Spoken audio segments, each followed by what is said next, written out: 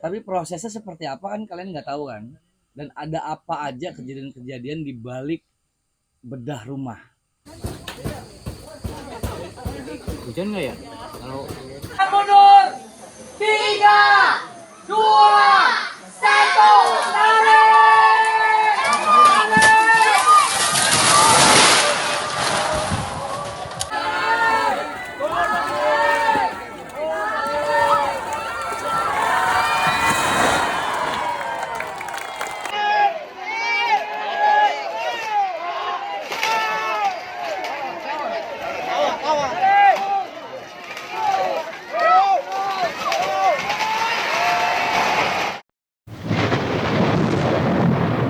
Ya? Oke. Assalamualaikum warahmatullahi wabarakatuh. Waalaikumsalam warahmatullahi wabarakatuh. Ini kita lagi nyantai aja nih teman-teman. Emang lagi ada posisinya lagi kita acara bedah rumah. Sekarang lagi lokasi di Bogor. Jadi sekalian aja mumpung ada waktu kita ngobrol-ngobrol dengan pasukan dari bedah rumah nih. Jadi di sini ada Mbah Nur, dia ini sebagai operator kameramen. Nah, ada juga Bang Sinyo, Bang Randy, dia ini alat ya sama Kang Dude ya. Jadi pengawal alat. Nah, mungkin teman-teman di rumah cuman sekedar nonton 1 jam 2 jam, tapi prosesnya seperti apa kan kalian nggak tahu kan? Dan ada apa aja kejadian-kejadian di balik bedah rumah. Banyak banget kejadian-kejadian yang tidak terduga, banyak banget kejadian-kejadian yang di luar nalar sebenarnya. Makanya saya kesini menghadirkan mereka untuk membicarakan hal ini. Pertama nih Mbah Nur nih, kalau Mbah Nur udah berapa lama di bedah rumah? Saya kerja di bedah rumah itu sekitar 6 tahun kali ya, 6 tahunan lah. 6 tahun. Oh, lama juga. Lumayan lah. Yang pas tayangan di GTV dulu. Oh, waktu masih di GTV. Oke. Terus berarti bedah rumahnya konsepnya sama sama yang sekarang apa gimana sih? Secara konsep sih ya hampir sama. Cuman ya secara globalnya sama lah, nggak banyak perubahan. Terus kalau dari Mbak Nur selama syuting selama 6 tahun ini, pengalaman yang paling nggak pernah dilupakan tuh apa? Untuk pengalaman ini kali ya, kalau kita pas mau perubahan tuh kadang kan susah. Mau perubahan? Iya, Iya tuh jadi saya juga ngerasain tuh. pas kita udah siap nih, udah banyak orang nih, ternyata rumah tuh susah banget dirubuhin. Kadang sampai berkali-kali, kadang sampai putus talinya gitu. Nah itu kita nggak tahu tuh, ada kayak ada sesuatu. Terus mungkin ada ya entah dia nyemprot sesuatu apalah, nggak ngerti. Pokoknya susah sekali untuk dilubur, nggak kayak biasanya kadang kan gitu kan. Jadi beda-beda sih ya, kadang ada rumah yang katanya reot, kelihatan reot, tapi tarik susah gitu. Padahal secara kalau dari ini gampang lah, cari berapa orang juga beres. Ternyata kadang susah, tapi kadang ada rumah yang kelihatan kokoh malah gampang gitu. Nah itu setelah ditelaah dan itu akhirnya roboh, gimana dari versinya Mbak Nur?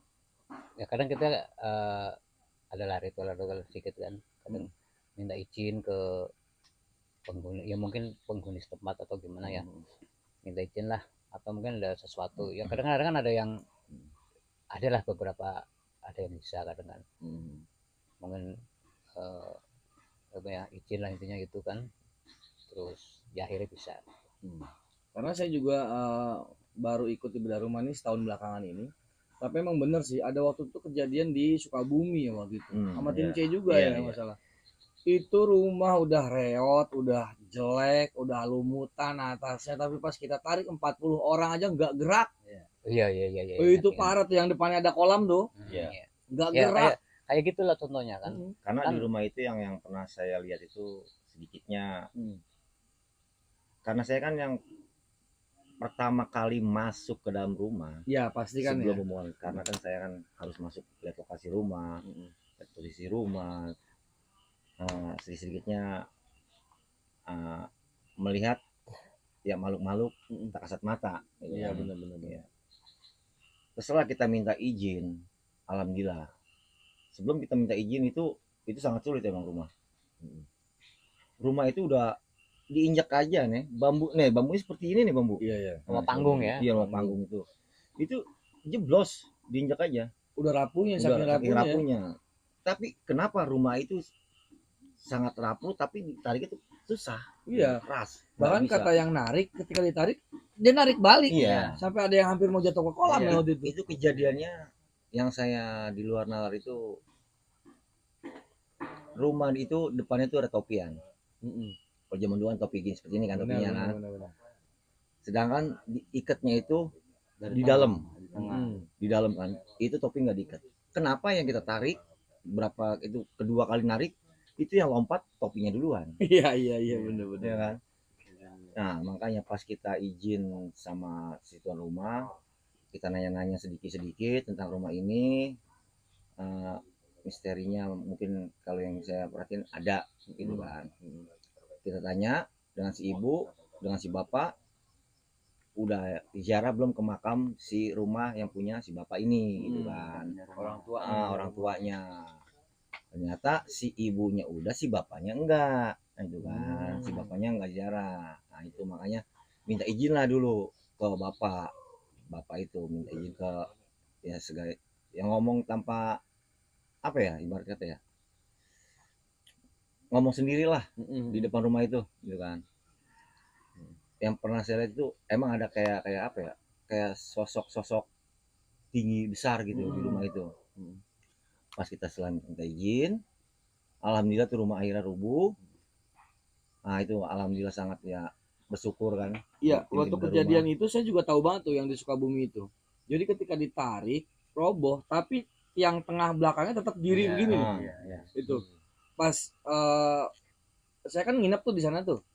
Itu pas lagi dibenerin sama warga, dirapi-rapihin, warga tuh ada yang bilang, "Bang Aden, di dalam itu ada bambu panjang, itu masih bagus banget dan iketannya itu susah dilepas sampai kita pakai golok tuh baru bisa lepas." Itu rumah sedangkan udah 140 tahun umurnya. Berarti kan itu rumah gila itu. Bisa Karena sampai seperti itu tuh. di rumah itu yang saya buat itu banyak wapak. Iya, betul. Iya, betul. Sampai kipas itu pun ada wapaknya. Iya, Nah, benar. itu. Makanya ya kita kan nggak duga-duga. Orang kan taunya kan wah beda rumah gampang. Sekali tarik rubuh. Kenyataannya kan Enggak seperti yang itu. kita di lapangan yang tahu. Jadi kalau semua, teman-teman ya. nonton di rumah cuma sekali tarik, roboh. Tapi aslinya, pengorbanannya luar biasa. Mungkin dari segi alat nih Kang Dude, pernah ada nggak kejadian di satu tempat misalnya tiba-tiba alat nggak nyala, rusak karena kejadian-kejadian kayak begitu apa? Ada sih ada, cuma kita awalnya nggak merhati, nggak Nggak Nggak ngeh ke mikir, arah nggak situ. ngeh ke arah situ. Menduga ada sesuatu ya. Cuma pas kita sinkronkan sama yang kayak kejadian yang lain, ya jadi berpikir kemungkinan ada keterkaitan di situ.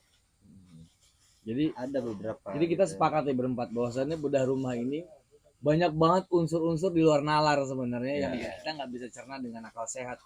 Jadi kalau kita datang ke sebuah tempat, makanya saya pribadi ya kalau datang ke sebuah tempat itu saya biasanya nyari makam-makam yang kira-kira dikeramatkan di situ. Buat apa? Buat kita istilahnya kita silaturahmi dulu lah bahwasanya kita kerja di sini supaya dimudahkan semuanya. Ibarat orang lain assalamualaikum lah kampung orang. Betul. Dan bahkan ada kejadian waktu kita di C juga kalau nggak salah deh Mbak, yang rumahnya udah selesai dirubuhin, pas lagi progres si orang tua yang punya rumah datang, pas rumah jadi bapaknya meninggal. Iya. Iya kan? Oh iya. Di daerah Berapa hari tuh? Serang apa Tangerang ya? Tangerang ya. Tangerang ya? Iya, Tangerang. Yang sampingnya ada ini ya warnanya kayak rawa-rawa apa tuh? Lapangan. Jadi itu kejadian juga unik tuh teman-teman. Jadi rumahnya kita udah robohin, rumahnya udah parah jelek, kita robohin udah selesai, lagi progres, si orang tuanya laki-laki datang seneng lihat rumah anaknya udah jadi, bahagia, didoain segala macam, rumahnya udah jadi, bapaknya langsung meninggal. Kayaknya kayak pesan terakhir buat dia tuh pengen bahagian anaknya. Iya, Alhamdulillah kesampaian gitu ya. Tapi ada juga cerita yang pernah saya ditelepon sama yang rumahnya pernah kita jadiin base camp. Itu ada seminggu kemudian setelah rumah jadi, terus si bapaknya itu kayak senang gitu kan, terus kayak nitipin omongan-omongan yang menitipkan sesuatu gitu, akhirnya dia meninggal seminggu kemudian. Iya, Ada juga banyak juga kejadian seperti itu. Dan banyak juga kejadian kayak gini. Kalau saya pribadi ya, setiap di tempat-tempat yang akan kita bedah rumahnya, itu punya banyak barang pusaka banyak. Iya. Ya, Kayak yang waktu di Sukabumi juga apa di mana gitu ya, rumahnya susah dirobohin, di dalamnya ada jenglotnya. Ada jenglot tim A kalau nggak salah waktu itu. Itu Apa? jenglot beneran. Jenglot beneran, jadi robohin susah. Yang punya rumahnya ntar lu. Masuk dia ke dalam, dia ngambil kayak kotak gitu, Kotak ya. isinya Kotak kecil. jenglot. Ini saya lupa ngambil, dibawa keluar, rumahnya rubuh. Banyak banget. Mungkin saya juga ada beberapa batu, saya ada bulu perindu. Itu saya dikasih dari target-target bedah rumah. Ternyata mereka nyimpan barang-barang seperti itu juga, karena kita emang bedah rumah itu pada dasarnya ngambil lokasi yang benar-benar pelosok, yang benar-benar orang yang membutuhkan, yang kasihan banget, tapi mereka punya barang-barang yang unik sebenarnya. Mungkin dari Mbak Nur pernah ada yang dikasih? Kalau aku sih sebenarnya belum pernah. Tapi kalau misal pas kita mau ngambil kosongan apa itu kan kita teliti ya, kita teliti. Kadang ada Batu digantung. barang-barang sesuatu lah, cuman aku nggak tahu tuh cium atau apa ya, menurut aku tuh asing ya. Sering-sering lihat ya gitu sih, kayak ada benda-benda gitulah. Tapi aku belum pernah dikasih sih sama. Biasanya sih kalau pusaka-pusaka gitu sering emang lihat kayak wapak digantung, batu cincin, sama bambu petung tuh. Oh betul. Nah, Pernah ada tuh, pernah ada, cuman ya itu karena milik punya si tuan Target. rumah, makanya saya nggak berani ngapa-ngapain. Saya cuma bisa minta izin namanya punya rumah, tolong ambil, simpan, tapi biar rapi, ya, biar perubahannya berjalan dengan lancar. Nah itu alhamdulillah, kadang-kadang seperti itu. Saya belum pernah dikasih. Nggak berminat juga sih kemarin. Bang Nur pernah dikasih? Pernah. Pernah dikasih? Iya. Apaan? Benang Ka'bah. Apa? Benang Ka'bah. Benang Ka'bah. Iya. Wah, ini unik nih. Dikasih benang Ka'bah sama Iya. targetnya punya rumah. Agak sini dikit. Geser sini. Nah, maksudnya benang Ka'bah gimana tuh? Benang Ka'bah itu sudah disimpan aja. Dan itu kalau boleh cerita banyak banget manfaatnya. Ya tapi kayak model kalau orang zaman dulu ada di kampung saya juga, anak kecil ditanamin benang Ka'bah di kulitnya. Itu pas mau disunatin nggak mempan, kebal tapi hilang sekarang. Udah nggak ada. Iya. Itu sekarang benang Ka'bahnya masih disimpan? Hilang karena dompetnya hilang waktu itu. Iya, Yang waktu hilang di mana? Itu gimana prosesnya sampai akhirnya dikasih benang Ka'bah itu? Nggak tahu, pas itu lagi ngobrol aja di belakang rumah gitu kan, dia juga kayak nitipin sih, karena saya lihat orangnya kok dia kayak kalau itu kayak ilmu agamanya kayak lumayan gitu kan. Pak Ustadz kayak Iya, gitu lah. Terus saya nanya, bapak punya apa katanya? Nggak punya apa-apa katanya. Ya kali ada kayak barang yang bisa saya manfaatkan gitu kan, yang bisa bapak kasih gitu. Nggak ada katanya, cuma saya punya benang Ka'bah doang, baru mau. Saya kan nggak tahu itu benang Ka'bah buat apa gitu kan awalnya. Pas setelah kejadian itu ada di kampung saya gitu anak kecil yang disunat nggak mempan. Terus saya simpan, akhirnya pas di Tangerang tuh kita di base camp, saya kehilangan dompet, dan disitulah Benang Ka'bah dan dompet itu sampai sekarang nggak balik lagi. nggak balik. Aduh, sayang banget. Kalau itu sangat bagus banget. Nanti juga teman-teman bisa lihat ya apa barang-barang apa aja yang pernah dikasih sama target bedah rumah kepada saya. Ada batu, cincin, ada lagi bulu perindu pernah dikasih, getah katilayu. Iya. Nah, getah kali Katilayu saya sama kasih bangnya kan. Iya. Nah, getah katilayu itu gimana getah katilayu? Kita kata layunya itu dipinjam sama teman. Belum balik. Balik. Ya, jadi serpihan. Aduh, harusnya nggak, jangan kayak gitu cara makainya, mungkin nggak dikasih tahu kali. Ya, karena emang susah juga sih kalau orang minjem. Iya sih. Ada banyak benar, ntar saya videoin ya barang-barang apa aja yang saya didapat dari target-target bedah rumah. Saya dikasih beberapa kali, eh, pegang ya Bang Aden, pegang ya Bang Aden, ini dari saya. Nggak ada yang digabus tuh, yang Pak Enda, malah dia pernah nelpon saya, Bang Aden, kapan-kapan main ke sini. Kenapa? Kemarin saya tirakat atas nama Bang Aden, akhirnya muncullah batu ini.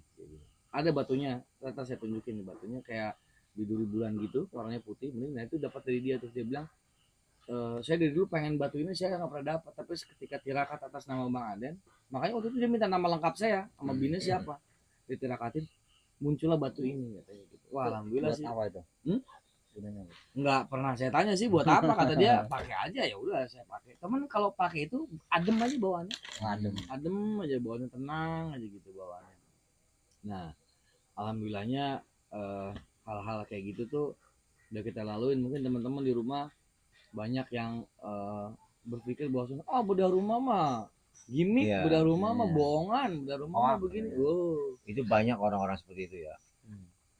Wah itu mah cuma permainan doang, cuma bersih syuting doang. Selesai syuting, barangnya diambil lagi. Banyak ya orang seperti itu. Karena dia nggak pernah namanya melihat proses dari kita dari awal sampai akhir ya kan. Nah kadang-kadang si agent juga ngomong ke saya, nih bang gue digini-giniin katanya, si sangat tukang bohong lah begini. Kan kita buktiin saja, dia bilang kan.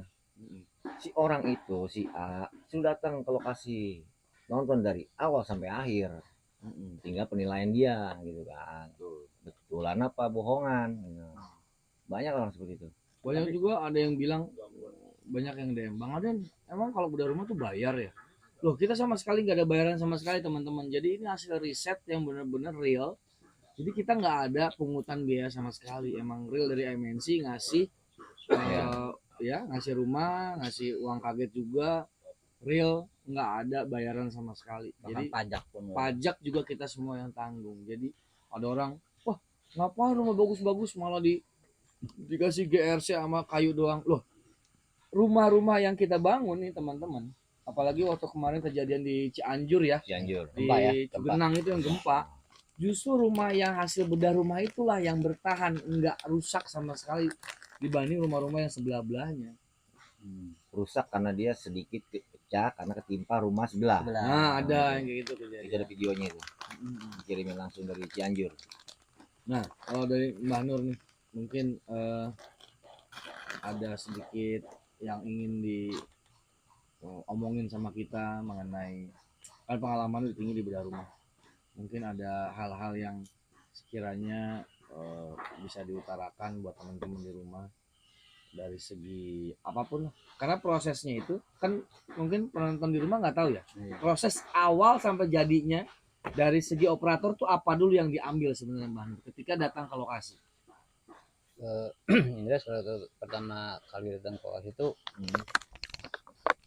kita ngeliat secara utuh nih bangunannya kan, kayak apa kan, terus kita ngambil gambarnya satu persatu detailnya, jadi biar nanti di tayangan tuh kelihatan oh ini loh bagian-bagian yang rusak dan sebagainya gitu. Nah, nanti di tayangan kan ada sebelum dan sesudah. Nah nanti pas prosesnya itu jalan terus, kita ngambil ada ya opening sampai ke progress sampai ke closing gitu, diambil semuanya prosesnya biar benar-benar real, kelihatan ini loh orang yang pantas dibantu, kelihatan begini, rumahnya begini, pendapatnya segini gitu.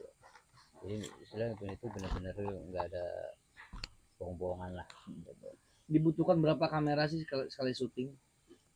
Kalau syuting sih 3 kamera. 3 kamera. 4 dengan drone. Iya 4 drone. Paling tambahan GoPro ya. Iya. Kalau pas perubahan itu. Nah itu yang kan kalau kita di rumah yang sempat jalan itu kan pakai GoPro berarti. Pakai Iya. GoPro tuh. Jadi Speed situ. Itu yang orang lihatnya kadang nggak mungkin katanya sehari jadi. Padahal kalau mereka nyimak dari awal, ini hari pertama kan ada. iya. Iya. Biasa kita cerita di hari pertama terus nginep Iya. hari kedua.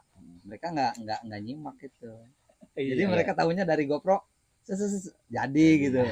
Padahal prosesnya 3 hari ya. Prosesnya 3 hari tetap. Nah kalau dari Bang Yon ya Bang Dude, alat-alat apa aja yang dibutuhkan untuk proses syuting dari bedah rumah?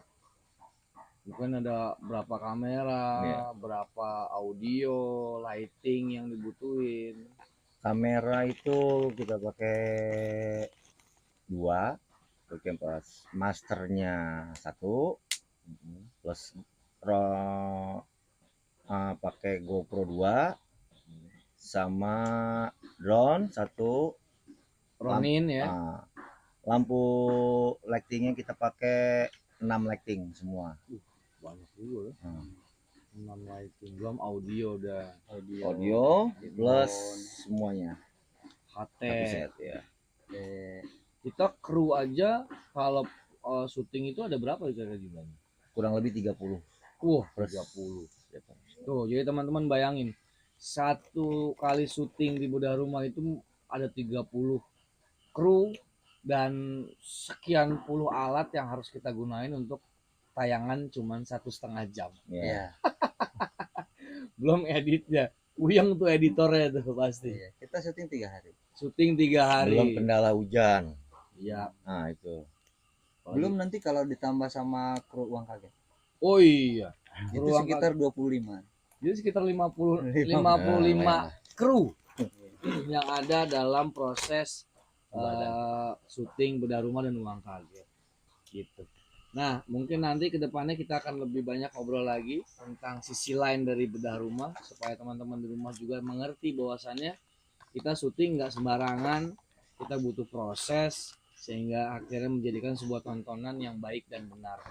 Dan yang pasti bedah rumah itu tidak ada rekayasa, semuanya real, targetnya juga real karena berdasarkan riset dari kantor kepada agen-agen yang mencari di lapangan. kita selalu membantu orang kok. Makanya minta doanya nih buat teman-teman, mudah-mudahan program bedah rumah lagi dan uang kaget lagi terus panjang. Amin. Sehingga bisa membantu teman-teman atau saudara-saudara kita yang lebih membutuhkan lagi. Dan doanya juga. Dan sekali lagi ini adalah realita apa ada di lapangan. Jadi kayak ekspresi kalau saya sebagai host gitu ya, ngelihat ekspresi dari target, ada yang diem aja, kaku, yang nggak bisa berekspresi, ada yang nggak bisa ngomong, nggak bisa. Emang realnya seperti itu, karakternya seperti itu. Kita di lapangan